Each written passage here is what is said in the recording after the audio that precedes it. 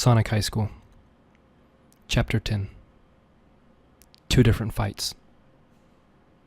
There's an author's note here. I was going to make this the last chapter, but everyone just loves it, and my brain keeps exploding with new ideas, so I'm going to continue Sonic High School for some longer time and make more chapters. Why are you here? Screamed Tails, with the anger of a million angry birds. Sonic was shocked because Tails was his best friend, and Tails was smart, but Tails was super pissed at Sonic for not coming to the science competition even though they were best friends. Sonic moved his mouth, but words didn't come out because he did not know what to say. Sonic was a mixture of mad and sad and frustrating because he did not know what he could do to get Tails to be his friend again. At times like this, Sonic thought about Amy's fine body because it set his mind at E''S, ease. I'm here for my friend, said Sonic. Our friend, Espio. We are still friends too, Tails. You are just too mad to see that. I know what I see, said Tails, kind of screaming. I am so smart. Espio tried to get in between them, even though it was his house that they were in right now, and said, Guys, please. Let's just make sure I can fight Knuckles and not get owned. Sonic and Knuckles ignored him for the moment and continued to be in a fuss. I'm sorry, bro. I don't understand. What can I do to make our friendship the best one ever once again? Said Sonic to Tails. Tails wiggled his 2 tails and looked to the side in a thinking way. I don't know, said Tails to Sonic. But you know what? Here, take this. Tails took out a blue book from a spot and threw it on the ground in front of Sonic. It was what it was when Sonic looked at it. It was Sonic's journal. What? How did you get this? Said Sonic to Tails. I gave it to Miss Lesson before she read about my balls' problem. I lied. I did not go to the science competition that night. I still went to school, but instead of going to the science competition, I used my science hat of invisibility to sneak into Miss Lesson's room and get your journal. I wanted to get your journal so that no one else could read your business and see your gay ball problems that I know you still have, even though you think you are getting better. I was going to give it back to you, but you were not there at the competition like you said you have been, even though I am such a good friend to you. Even now, when I could have been reaching my moment of genius, I was doing a thing for you because I want you to be happy, Tails said to Sonic with a voice of emotion. Sonic did not know what to say. High school drama was so insane to be a part of. Sonic picked up his journal and felt like he was going to cry because he was being an asshole jerk to his best friend who was only trying to make him happy. Tails, you did not have to do this, finally said Sonic respondingly. What matters is that I did, said Tails, and also that you did not care for my special day because you were too busy trying to be true boyfriend and girlfriend with Amy. Goodbye, Sonic, said Tails right before he flew out of Espio's bedroom window with his flying tails. And then he did. This is so shitty, said Espio to Sonic, who was now the only other person in his bedroom. I still have to fight Knuckles tomorrow, but your different kind of fight with Tails is just as crazy. That is for me to figure out with Tails, said Sonic. Let's get back to making sure you can not be defeated by Knuckles.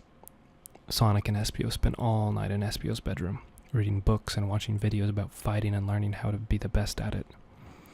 By the time the night was over, Espio was ready to face Knuckles.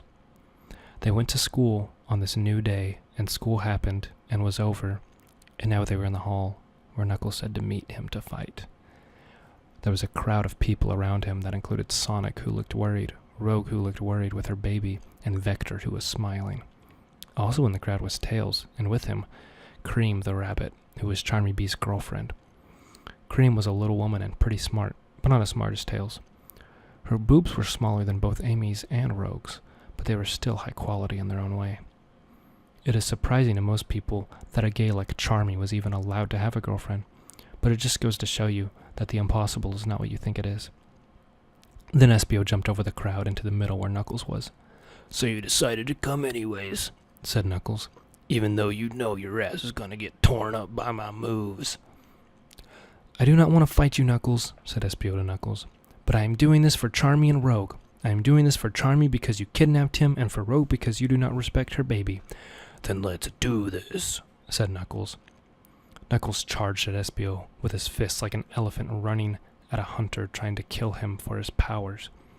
But Espio jumped out of the way and onto the wall like a pro jumper, which he learned how to do last night. Espio jumped at Knuckles with a kick move, and Knuckles punched at his foot, and they met with a purple and red explosion of power that knocked them both back. They continued to jump around and attack each other, and they did this for a while. It was difficult to watch for everyone. Rogue was in the crowd with her baby. "This is so difficult to watch," said Rogue.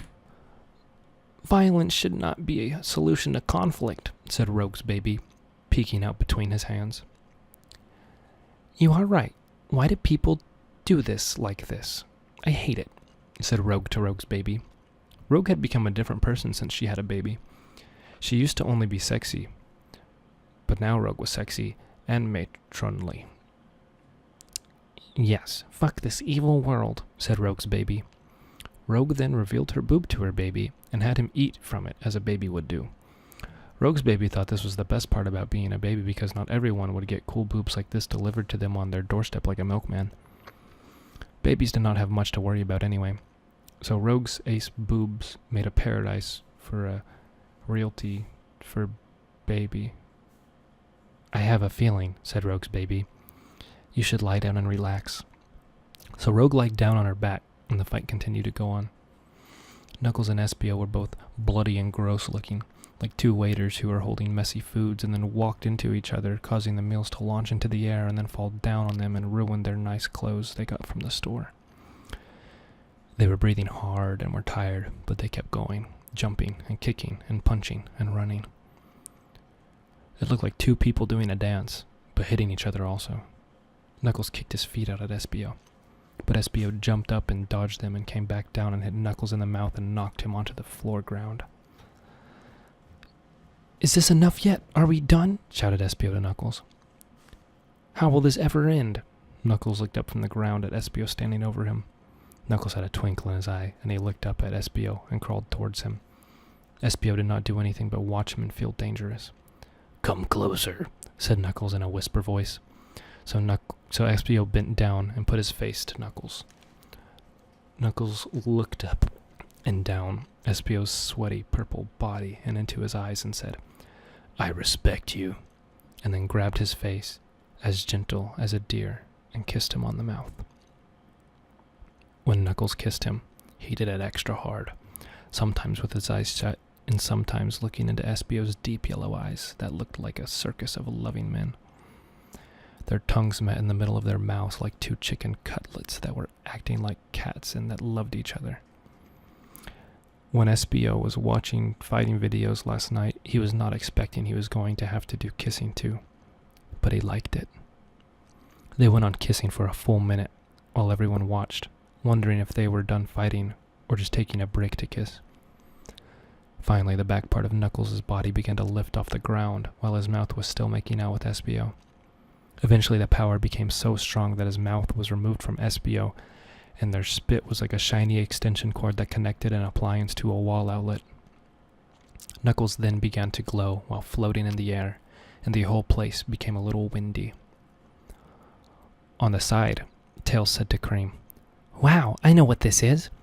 This is a rare moment of science we will probably never see again in a lifetime or ever. It is called a body donation, and it was invented by Einstein. It is when someone reaches a moment of such powerful love that they can choose to restart their lives as a part of the person they love. Einstein invented this by making his wife love him so much one night during a romance pasta dinner that she became a baby that was like him. But then he killed his wife, the baby, because he thought it was too dangerous to have her live on in the world without testing it in a laboratory first. It is a fact that if it looks like magic, it is not magic. It is science, so deal with it." Knuckles glided on the wind forward through the crowd of people in front of him and into Rogue's mouth, where he disappeared into. It was a good thing Rogue's baby had premonitions about it and told her to lie down, and then Knuckles did a U-turn in Rogue's sex-filled body and came out of her butt as a newborn baby that looked like Espio. This was all science.